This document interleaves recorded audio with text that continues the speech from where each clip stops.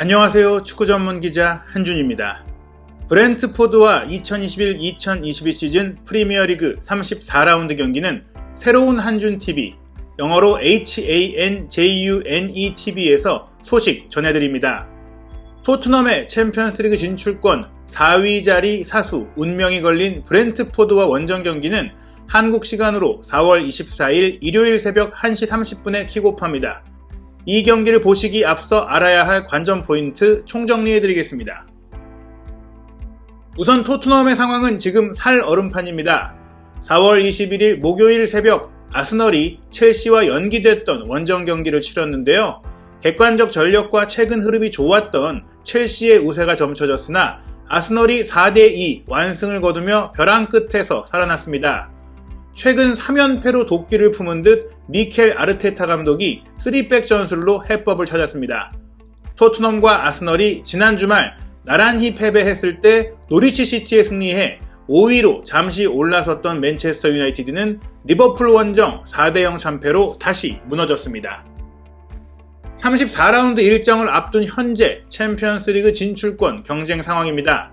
31경기만 치른 첼시가 승점 62점으로 여전히 안정권인 3위입니다. 4위 토트넘과 5위 아스널은 승점 57점으로 타이인데요. 토트넘이 골득실차 플러스 18로 플러스 10인 아스널보다 8골 앞섭니다. 꽤 큰 차이기에 토트넘이 유리하지만 두 팀은 맞대결 경기가 있기 때문에 두 팀 모두 자력 4위가 가능합니다.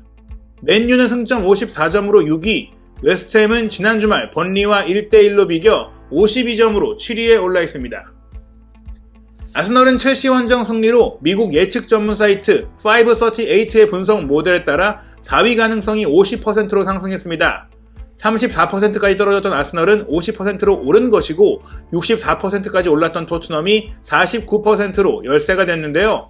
1%의 차이이기 때문에 둘 중 누가 올라갈지 사실 가늠이 어렵다는 지표로 보면 될 것 같습니다.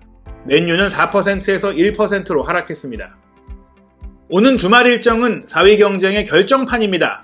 첫 경기 일정이 4월 23일 토요일 저녁 8시 30분에 킥오프하는 아스널과 맨유의 맞대결이죠. 여기서 아스널이 이기면 토트넘보다 먼저 60점이 되고 토트넘은 5위로 내려간 채 브렌트포드전을 치러야 해 심리적 압박감이 심해질 것입니다. 맨유는 아스널을 이기지 못하면 사실상 챔피언스리그 진출 경쟁에서 낙오합니다.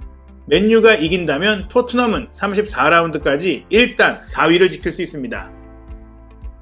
토트넘은 브렌트포드와 프리미어리그 역대 전적이 한 경기뿐이고 2대0으로 승리했습니다. 브렌트포드는 창단 후 올 시즌에 처음으로 프리미어리그에 승격했는데요. 디테일한 데이터 분석을 통한 스카우트, 구단 운영, 그리고 덴마크 출신 토마스 프랭크 감독을 통한 북유럽 알짜배기 선수 영입 등을 통해 경기력과 성적의 두 마리 토끼를 잡고 있습니다. 리그 대결은 한 번이지만 지난 2020-2021 시즌 브렌트포드가 2부 리그에 있을 때 토트넘은 카라바오컵 4강에서 경기한 바 있는데요. 그때 손흥민 선수가 득점해 2대0으로 이긴 바 있습니다.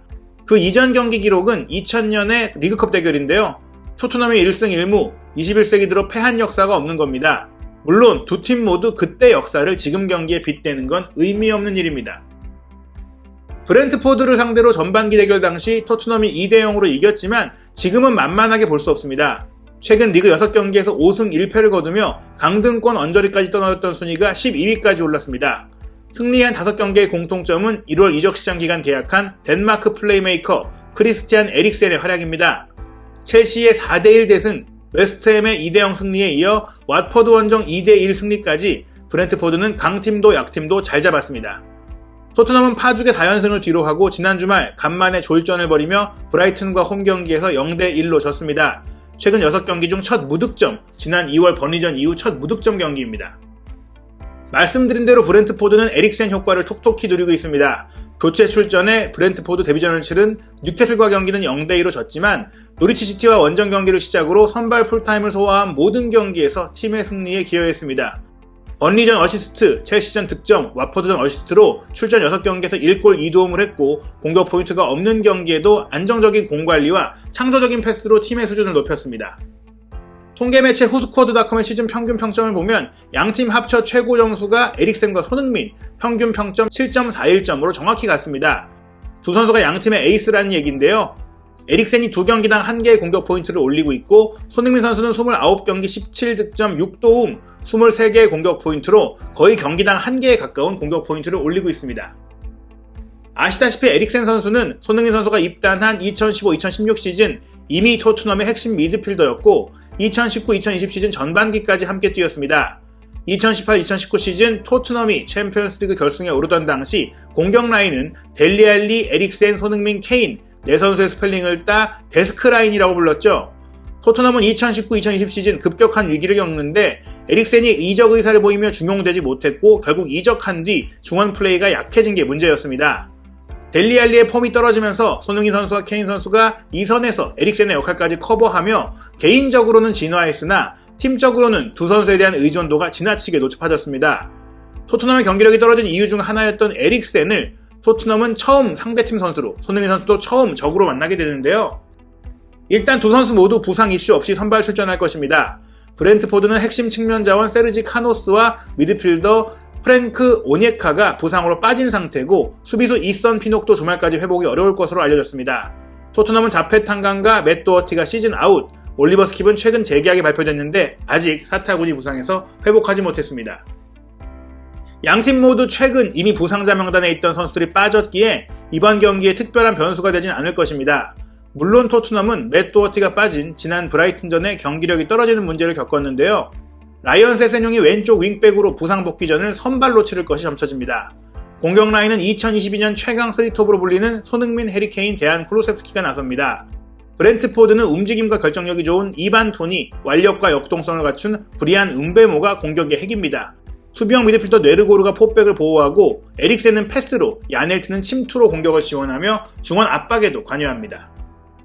후스코어드닷컴은 에릭센 선발 전승 중인 브렌트포드가 그래도 4위 수성에 강한 의지를 가진 손흥민이 있는 토트넘을 상대로는 무승부에 만족해야 할 것으로 내다봤습니다.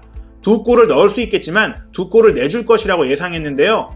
이미 1부 리그 잔류가 확실시되어 결과 자체에 대한 동기부여가 크지 않은 상황입니다. 반대로 토트넘은 동기부여가 강하고 브라이턴전 패배로 만회에 대한 자세도 강할 것으로 예상됩니다. 그렇다고 하더라도 브렌트포드가 에릭센 가세 후 보여주는 공격력은 토트넘의 수비 불안을 공략할 수 있을 것으로 예상됩니다. 후스코어드닷컴의 예상대로 비긴다면 토트넘의 챔피언스리그 진출권 사수는 쉽지 않게 됩니다. 유럽 주요 18개 스포츠 베팅 업체의 전망은 원정팀 토트넘의 승리입니다. 원정팀인 토트넘이 심지어 최근 연승 중인 브렌트포드를 상대로 승리 평균 배당률 1.91배를 받은 것은 토트넘의 전력이나 흐름이 매우 유리하다고 여겨 토트넘 승리에 베팅하는 이들이 많다는 얘기입니다. 배당률은 베팅이 몰리는 비율에 따라 실시간 조정됩니다. 브렌트포드 승리는 무려 4.07배, 무승부가 3.59배로 무승부에 대해서는 어느 정도 가능성이 있을 것으로 보고 있습니다. 손흥민과 케인은 데스크라인 친구 에릭센과 재회한 경기에서 중원에서 자주 부딪힐 것으로 예상됩니다. 어떤 경기가 펼쳐질까요? 그리고 어떤 결과가 나올까요? 한준TV 영문으로 HANJUNETV에서 브렌트포드전이 끝난 후 경기 분석, 영국 언론평가, 영국 방송 분석부터 유럽 해설위원 독점 비평과 해외 반응까지 확인하시기 바랍니다.